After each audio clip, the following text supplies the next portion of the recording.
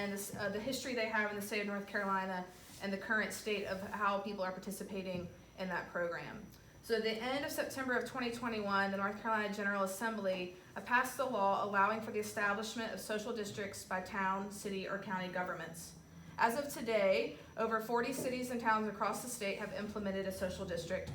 Those 40 plus range in size, the majority of them actually being to the small and medium-sized town near typical, maybe assumed larger cities across the state. Social districts are contiguous areas in which people can walk with open containers of alcoholic beverages.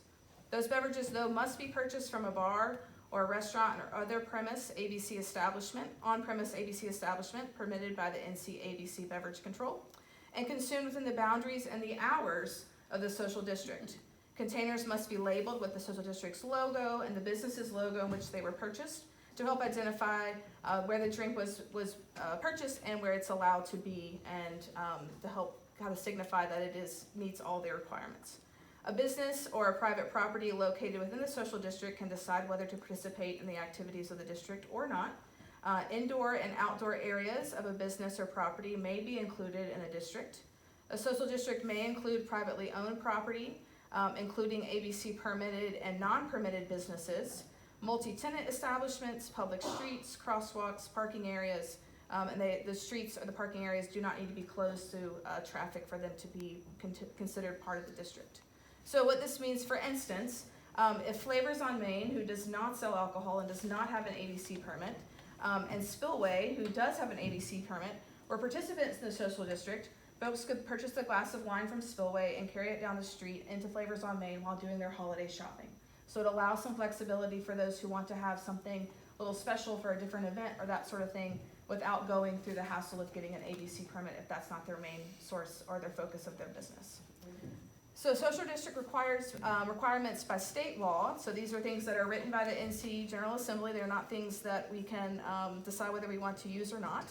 The social district will clearly be defined with signs posted in visible locations, which will indicate which area is included in the district, the days and the hours during which alcohol can be consumed in the district, the telephone number for the ALE division and local law enforcement, a clear statement that alcoholic beverages purchased from an ABC permit holder for consumption in a district shall only be consumed inside the district and must be disposed of before the person exits that area. Those participating in the district must display a uniform sign alerting the public that they chose to participate. The city must establish a management and maintenance plan for the district and post these plans and all information about the social district on the city's website. An ABC permit holder located in a social district may sell open containers of alcoholic beverages and allow customers to exit its licensed premise, the social district, if they follow these requirements.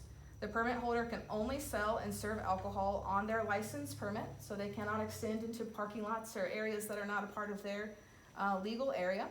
The container must clearly identify where the beverage was purchased. The container must clearly display a logo or mark that is unique to the social district. The container cannot be made of glass. It cannot hold more than 16 fluid ounces.